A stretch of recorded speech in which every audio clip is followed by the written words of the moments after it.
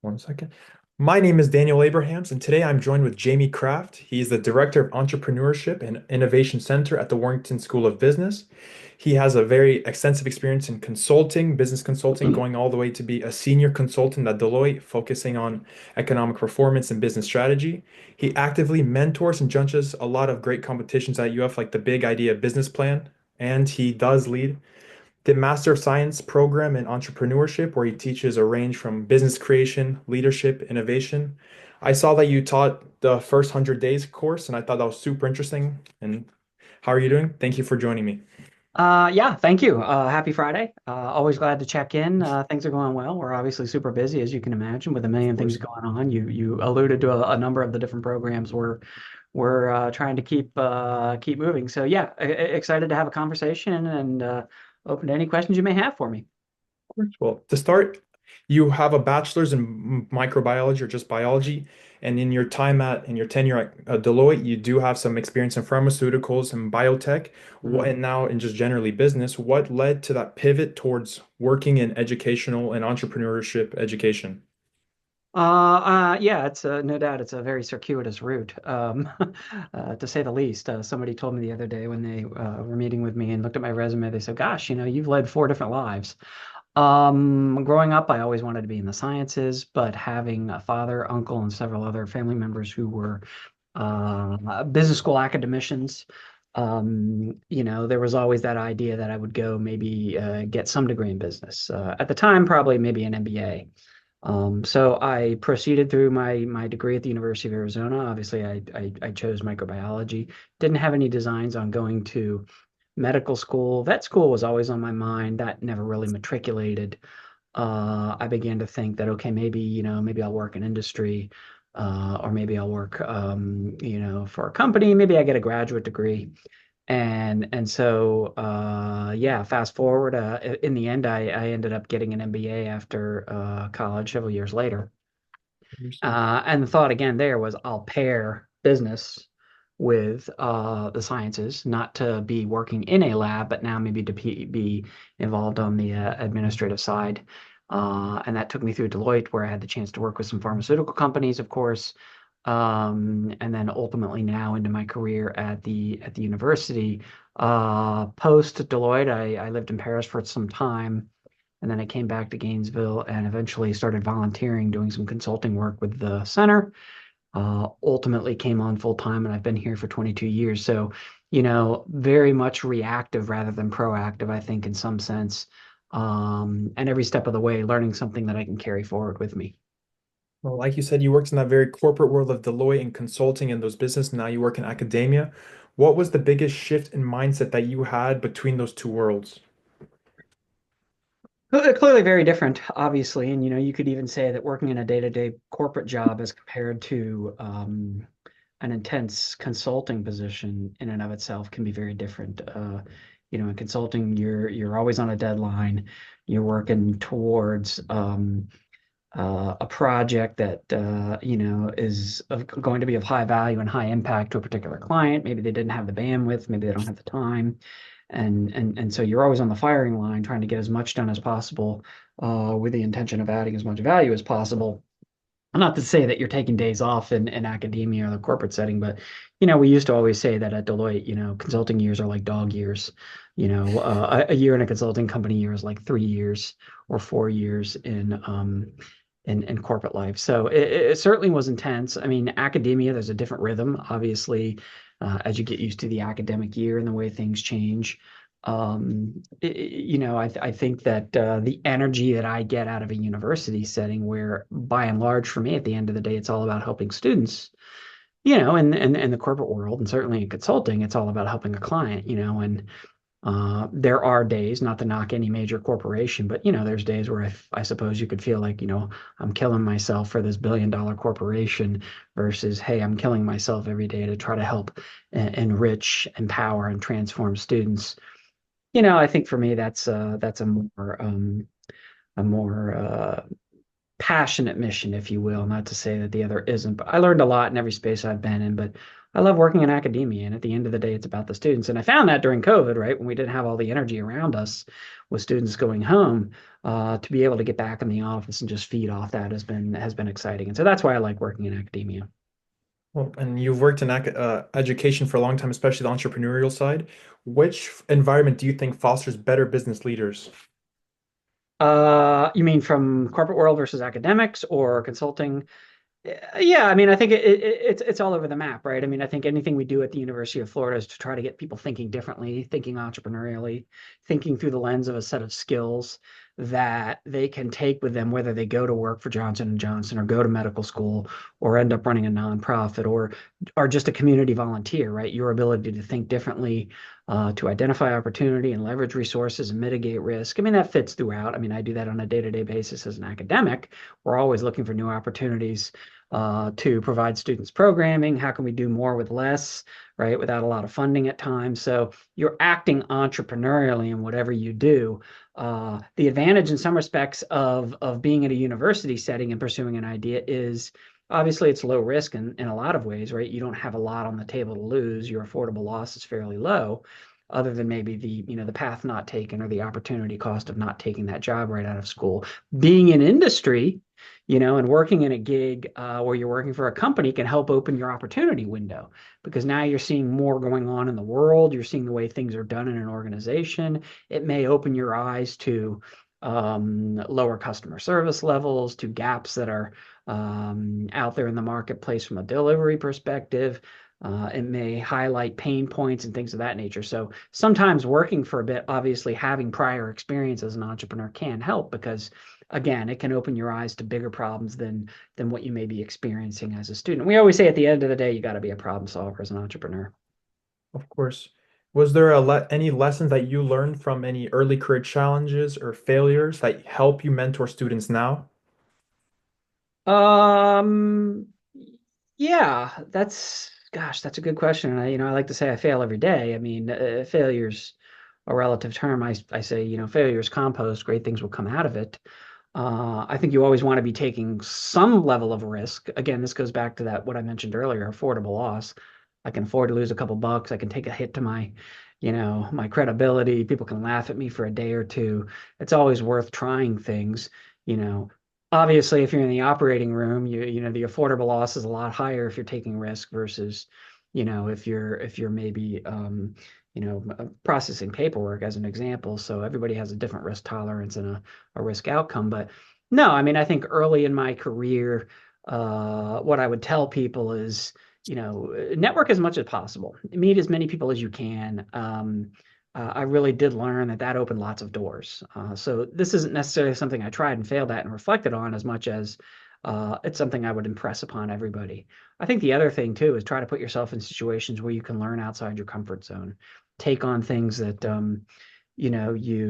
I feel like I didn't take enough risks. I always look back on my life as far back as middle school, elementary school. I was fairly uncourageous. I lacked courage, I think, in that. I was very conservative in my approach, and I think there's times when I could have done a lot of other things that would have expanded my comfort zone. And so, if you can go study abroad in a place that most others wouldn't, for example, if you could take on a new challenge that you just don't think you're prepared for, looking back on the ones that I have done that in the past, I would say, by the end of it, you look back and you go, well, that was easy, actually. In the thick of it, maybe it wasn't, but when you reflect upon it, it does look a little easier. Hindsight's always 2020. And you have learning opportunities. So take some chances. Don't be afraid to get out of your comfort zone. And above all else, certainly make sure you're building out your network. I love that you were just talking about risks. Risk taking is, I agree, it's super essential for entrepreneurial development, personal, professional development. How can young professionals learn to take smart risks? Yeah, well, again, so first things, we always talk about what are smart experiments. There's a great book out called Little Bets, which is all about highlighting all kinds of successful individuals in the space of business, arts, music, and the like, who are always willing to try things and have setbacks, but they learn from that.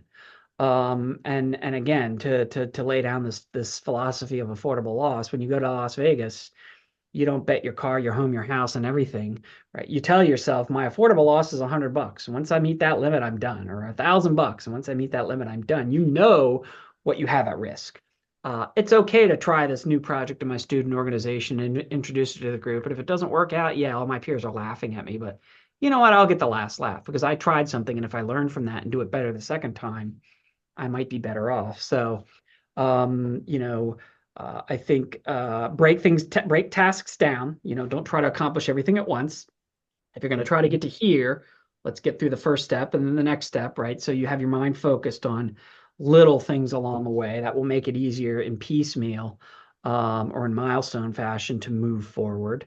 You know, be willing to try some things. Don't risk everything. Know what you can lose, and be willing to reflect upon that and learn. There's a famous management professor in Stanford who says, in your life, the ratio of failures and successes is basically 1 to 1. And so what I think he's saying at the end of the day is, you know, certainly if you fail, well, you know, keep at it because right around the corner is success. It's probably because you learned something from that failure. And if you're willing to try something and have a setback and learn from it, then more likely the next go round, there's probably a higher chance you'll be successful, and more often than not you are. So yeah, have role models on the side to help encourage you, have people you can bounce ideas on that keep you grounded. There's a whole host of things one can do to be more resilient, be more tenacious, and learn to persevere and move forward. But you got to get over that fear. I think, you know, entrepreneurs have short-term memories. Try something, doesn't work out, people laugh at them. Well, I'm over that. I'm on to the next great thing to hopefully change the world.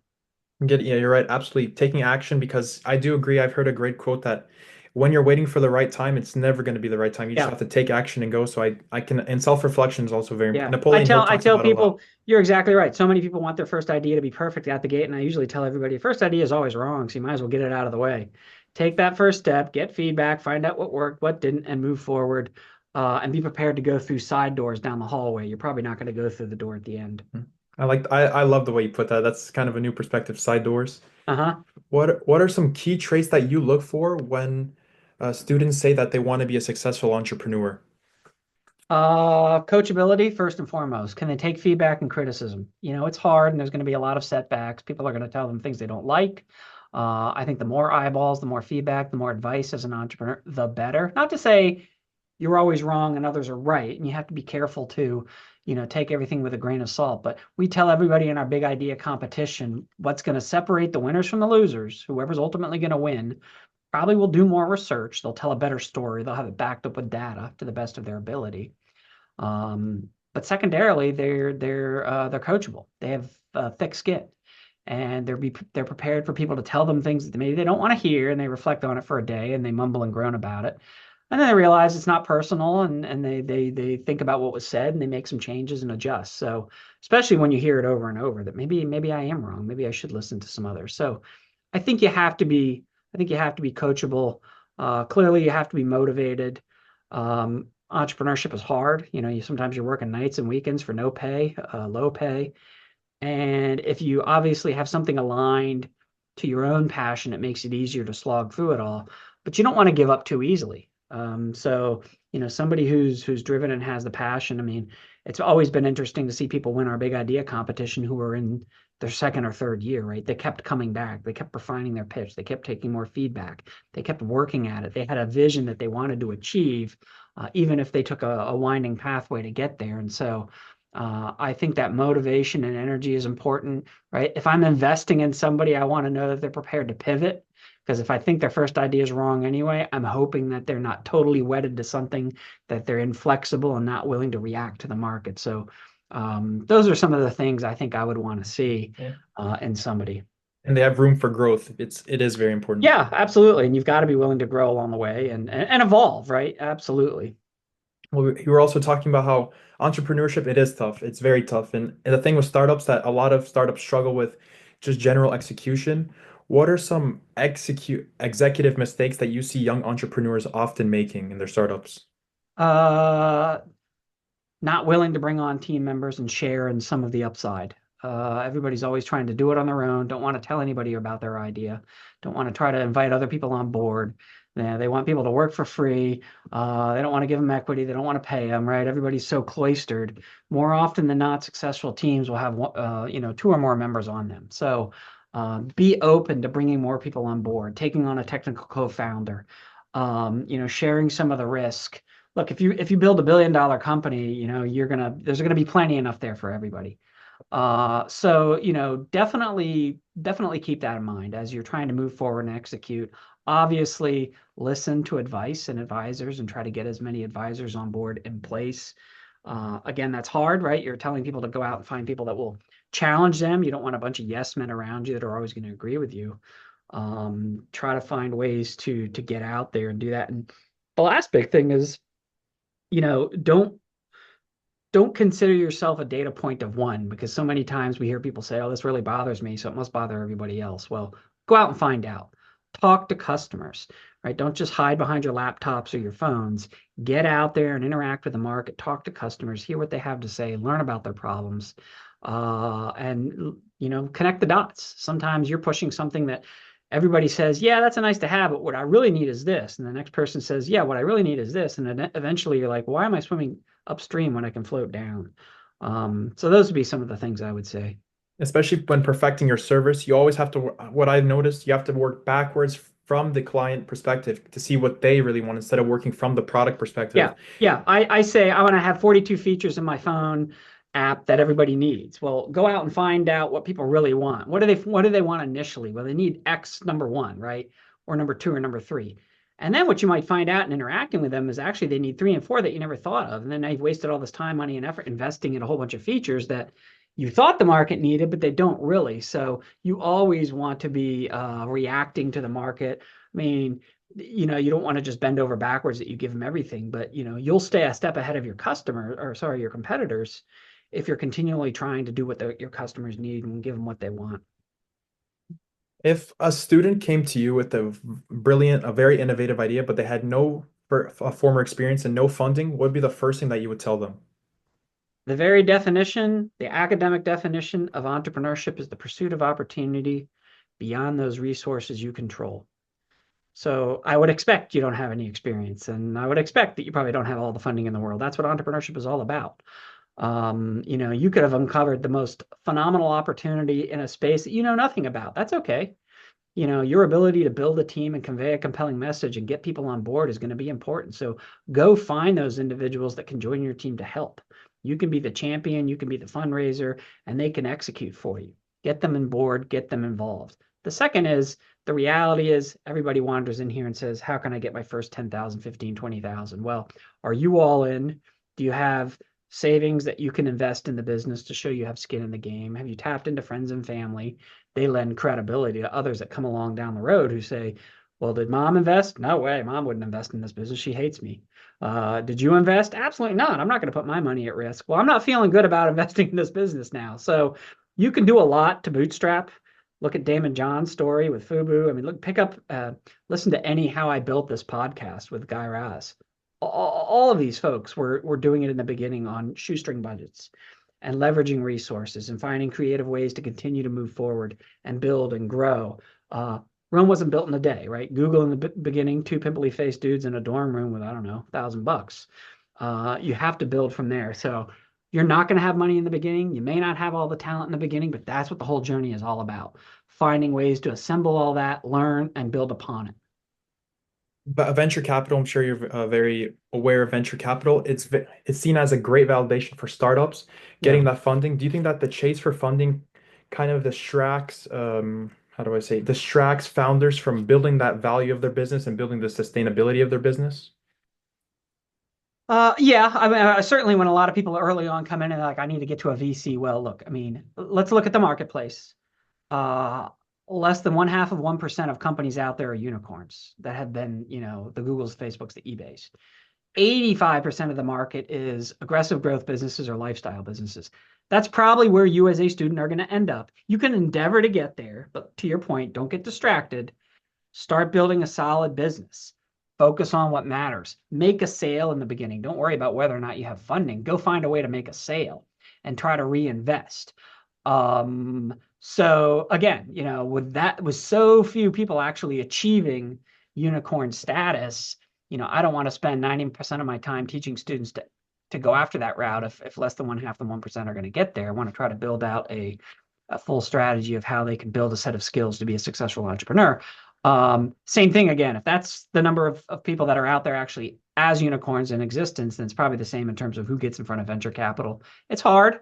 If you go to the Florida Venture Forum and you watch companies pitching, usually they're pitching for venture capital and they already have 5, 10, 15, 20 million in revenue. They're looking to go from a significant regional player now to a national global player. So it would be rare, I think, to say that the VCs are going to come way farther up the pipeline. It's not to dissuade anybody at all from thinking about that, but just understand where you play. And if nothing else, have credibility.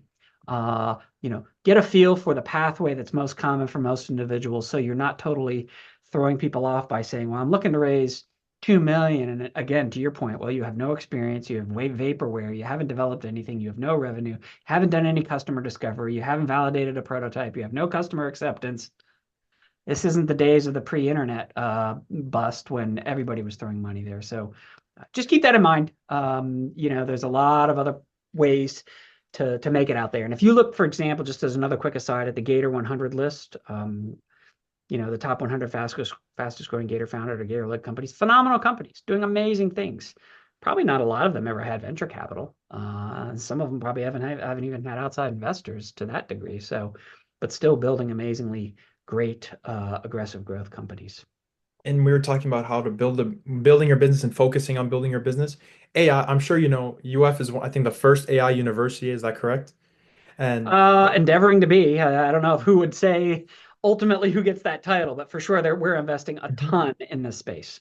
And AI is being implemented daily in automating certain business functions, and it's continuously getting stronger, it's getting better. And people are, I think, are focusing less on the technicality and their technical skills. Do you think future entrepreneurs will have to focus more on their creative vision of the business rather than the technical skills they'll need to kind of keep that business going? Yeah, I mean, again, as an entrepreneur, you don't necessarily need to have those technical skill sets. It's all about, like I said earlier, building the team. So if AI or some level of AI is important and you think it's important, but you don't know anything about it, go find the right people, right? Build out your co-founding team to say that we have somebody with the expertise that we need. And I don't mean like AI to manage our customer service algorithm. Maybe that's just a tool. I wouldn't say that's a real leverage point in being a high tech company, but if you're building something that's deeply rooted in using large language models and you don't know anything about that, then you better get people involved. Katrina Lake, who started Stitch Fix out of New York, she eventually moved the company to California, to Palo Alto. Most people said, well, you would think it's a fashion company, right? That's what they do. They sell clothing and they ship clothing, custom clothing all over the world. Well, no, it's a software company. It's a company that leverages data scientists and individuals who can program deeply in the AI space. So she knew that, she recognized that, and that's why she moved to to Palo Alto and Silicon Valley to be much closer to that kind of talent. So yeah, I mean, you just have to be aware of it. And I would never tell anybody, and this is just based on some things I've heard from people coming in the classroom. I wouldn't tell everybody you have to be a significant coder or pick up that skill set when you get out of here. Because who knows, right? 2 years from now, maybe AI will do all the coding for us. So maybe that is a redundant skill set. I'm not sure. But you should be comfortable with understanding how to build out AI agents, maybe how to train AI agents. Maybe you have a couple trained to do some of the skill sets you bring to the table. So when you go to a company and say, well, hire me instead of Daniel because Daniel brings this level of work ethic or what have you, skill set. I bring the same, but I also have a couple trained agents that I bring with me that can help me do maybe, 1.5 times the amount of work. So, that could be something that would help to differentiate you from somebody else. But clearly you got to be prepared for the AI age now and understand how to navigate it and what employers really are looking for in the near term to medium term for graduates. It's AI, it's one of the, I think right now it's the most important tool that you can use. It's like an advisor, it's a code, like you're right, Yeah. a coding agent. It's if you understand AI in this generation, I think you'll go very far. Personally, Yeah. Yeah, I mean, it's going to play a role. We always say that there's always going to need to be a human somewhere involved in there because you have that empathic ability to synthesize everything AI is telling you. But it's just probably maybe it's not a direct analogy, but just like with the advent of the internet and social media, et cetera, right? It's a tool there that somebody's got to be able to interface and interact with, synthesize that data, and then know how to turn it around. And so those who are really good at understanding how to use those tools in a very creative way are probably going to be more hireable. In terms of startups, do you think that the definition of success has changed, and how do we measure it? Oh gosh, well, I mean, I guess success is different for every entrepreneur, right? For some of them, it's about gaining, a media likeness. For some, it's about gaining $1 billion in a cash out. For some people, it's about power. I mean, I think above all else, I think the goal for any startup still at the end of the day is to try to solve a problem in the marketplace and maybe to be able to do it with the widest breadth possible. you know, Entrepreneurs aren't philanthropists, so we're not giving anything away. And investors clearly aren't philanthropists either. So if you're taking investment money, you have to have a return along the way. But there's a lot of ways to be successful as an entrepreneur. Are you helping to create jobs that your community can benefit from? I mean, we run a program in Africa in the townships, and there it's really about helping these entrepreneurs be successful but contribute back to their community. They create jobs to help put food on the table, to help send those other kids to college, et cetera. So if people are leveraging your solution and they're happier and you're adding value, maybe that's good enough as an entrepreneur, right? Do you want to reach 200,000? Do you want to reach 200 million with your solution? Do you want to cash out with $1 billion exit, et cetera, et cetera? Again, I think it's different for everybody. Ultimately, the goal is to try to get your product in the market and make people's lives better with whatever solution it is you're providing. And networking to have all those connections is super important, especially in the landscape of startups, especially in the professional world. What is an effective way for students to, how do I say, build meaningful relationships in the professional world, the startup world? Yeah, networking is huge, right? I mean, if I tell you the very definition is pursuit of opportunity beyond resources you control, well, larger network you have, more resources you have access to, right? Jamie Kraft, may have a certain level of skill sets and I may know two or three people, but if now I'm connected to Daniel, hey, Daniel, do you know anybody that can give me advice, capital, talent, who can connect me to X, Y, and Z, right? So I've expanded my network already and then more and more from there. So yes, I'm telling students all the time, clearly try to meet people. Don't think of it just as a one-way street. I mean, there's got to be, some trade-offs there, but meeting people in classes, getting to know your classmates, that's often a place where founders get connected. Getting to know faculty and staff at the university, whether you're going to be an entrepreneur or go into a career, right, that can help open doors. Go to conferences and meet people there. You always want to be building your network out. And then to your point, you want to manage those relationships. You want to steward them, whether that means, you send a ping email every now and again or a LinkedIn update or whatever social media tool you can have to use, just constantly stay connected and checking in because you don't want to call me up 3 years from now and go, hey, Jamie, great to see you. Can you give me a job? Right? No, if you and I have been talking every couple months or I've been getting updates and I've been following your career and then you reach out and you're like, hey, I want to check in with you, see if you have any thoughts on where I might end up because I'm getting ready to transition out of a job. Then I know you. We've stayed connected. It's a little easier to give that ask, I think. So, yeah, as an entrepreneur, again, you're going to be asking for a lot from a lot of people. Again, hopefully down the road you're able to pay back.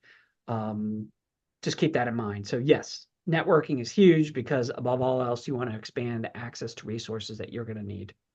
When I first come into college, I had a complete misconception about networking. Like, for example, on LinkedIn, I thought of it like any other social media. You want to have the most connections as possible. What I heard, this piece of advice, she said, a DSP, she was a brother from DSP, Delta Sigma Mhm, Pi, and she said, mhm. networking is not transactional. You have to build a meaningful relationship with value, not something, oh, add me and I'll add you. Yeah, It should be meaningful. And yeah, that's fair. it And completely changed my perspective on it. absolutely. And today, okay, so today I'm helping you out. We're doing an interview. Great, right?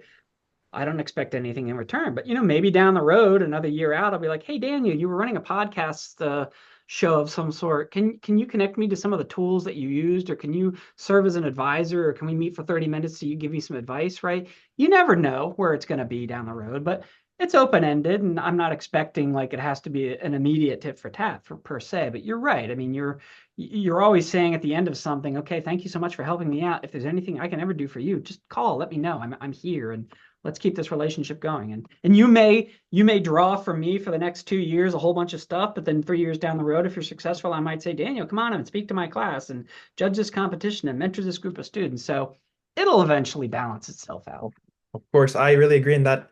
Exactly, exactly. It really does have a lot of when you have to build very meaningful connections, and that's the key. That's the grindstone to networking. I Yeah. completely agree with that a billion Right. percent. The depth that I could say, hey, I have 45,000 contacts. Great. Are any of those, are they all superficial? Exactly.